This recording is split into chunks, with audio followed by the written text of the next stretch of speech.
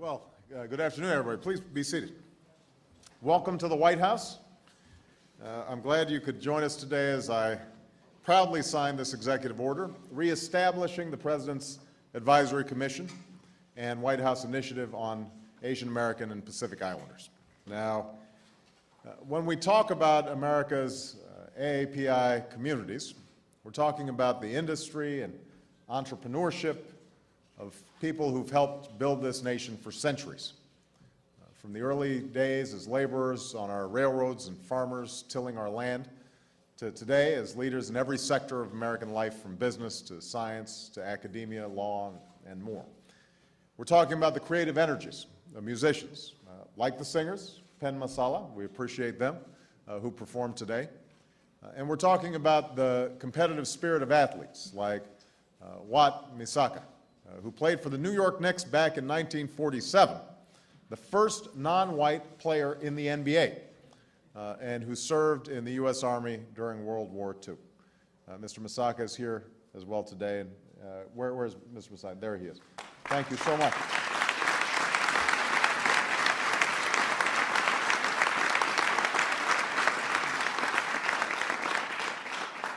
We're talking about the public service of leaders like Secretaries Gary Locke and Stephen Chu and Eric Shinseki and the folks on stage with me today. And we're talking about the courage and the patriotism and sacrifice of heroes like the members of the 442nd Regimental Combat Team who served in World War II, including Terry Shima. Please give him a big round of applause.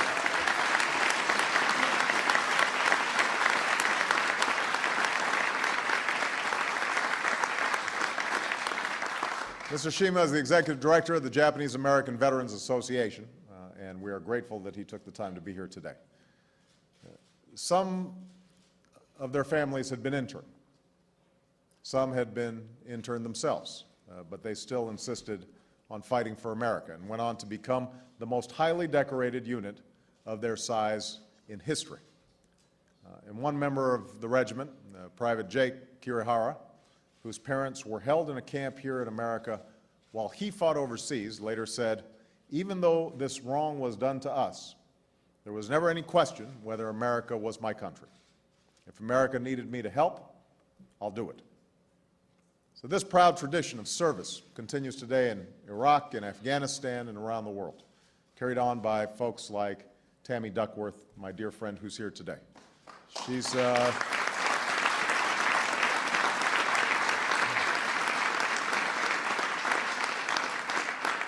Tammy is a decorated member of our National Guard, a passionate advocate for our wounded warriors, who's now serving as our Assistant Secretary of Public and Intergovernmental Affairs at the Veterans Affairs Department. I'm proud to have her on board and pleased that she could join us today. And on a personal note, when I talk about America's AAPI communities, I'm talking about my own family. My sister Maya, my brother-in-law Conrad, my beautiful nieces Suhaila and Savita, the folks I grew up with in Indonesia and in Honolulu as part of the Hawaiian Ohana, or family. Our AAPI communities have roots that span the globe, but they embody a rich diversity and a story of striving and success that are uniquely American. But focusing on all of these achievements doesn't tell the whole story, and that's part of why we're here. It's tempting, given the strengths of the Asian American Pacific Islander communities, for us to buy into the myth of the model minority and to overlook the very real challenges that certain Asian American Pacific Islander communities are facing, from health disparities like higher rates of diabetes and hepatitis B, to educational disparities that still exist in some communities, high dropout rates, low college enrollment rates, to economic disparities, higher rates of poverty in some communities, and barriers to employment and workplace advancement in others. Some Asian American Pacific Islanders, particularly new Americans and refugees, still face language barriers. Others have been victims of unthinkable hate crimes, particularly in the months after September 11th. Crimes driven by ignorance and prejudice that are an affront to everything that this nation stands for.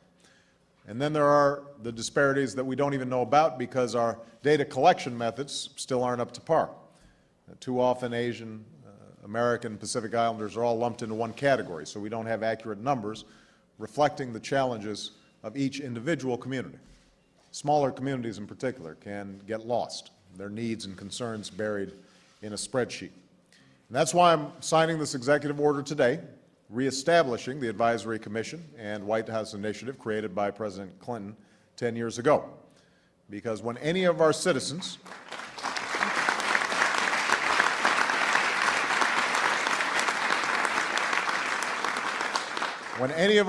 are unable to fulfill their potential due to factors that have nothing to do with their talent, character, or work ethic, then I believe there's a role for our government to play. Not to guarantee anybody's success or to solve everybody's problems, but to ensure that we're living up to our nation's ideals, to ensure that we can each pursue our own version of happiness and that we continue to be a nation where all things are still possible for all people. That's the impact that our government can have. It's the impact of a small business administration that offers loans to Asian American and Pacific Islander entrepreneurs whose small businesses sustain so many communities around the country. It's the impact of a Department of Health and Human Services that funds research on the diseases that disproportionately affect Asian Americans and Pacific Islander families. It's the impact of a Justice Department that upholds the Voting Rights Act and its promise of language assistance and equal access to the polls. And it's the impact of evidence-based research and data collection and analysis on AAPI communities so that no one is invisible to their government. All of that is the mission of this initiative and commission, to work with 23 agencies and departments across our government to improve the health, education, and economic status of AAPI communities. The initiative and commission will be housed in the Department of Education, and they'll be co-chaired by Secretaries Arne Duncan and Secretary Gary Locke, both of whom devoted their lives to promoting opportunity for all our citizens. And I think it's fitting that we begin this work in the week leading up to the holiday of Diwali, the Festival of Lights, when members of some of the world's greatest faiths celebrate the triumph of good over evil. This coming Saturday, Hindus, Jains, Sikhs, and some Buddhists here in America around the world will celebrate this holiday by lighting diyas, or lamps, which symbolize the victory of light over darkness and knowledge over ignorance. And while this is a time of rejoicing, it's also a time for reflection, when we remember those who are less fortunate and renew our commitment to reach out to those in need. While the significance of the holiday for each faith varies, all of them mark it by gathering with family members to pray and decorate the house and enjoy delicious food and sweet treats. And in that spirit of celebration and contemplation, I am happy to light the White House diya and wish you all a happy Diwali and a Sal Mubarak. So,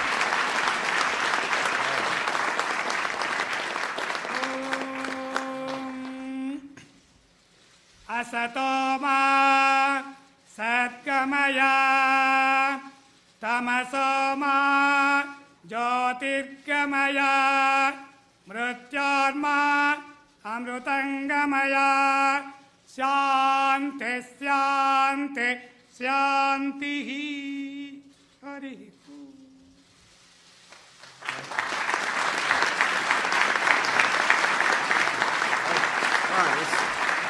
now I'm going to sign this bill. Sign this order.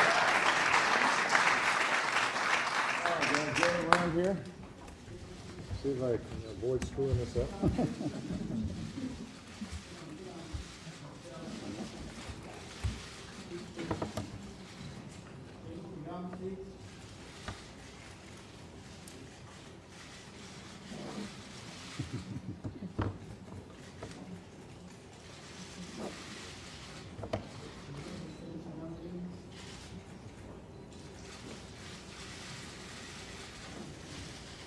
All right, there we go.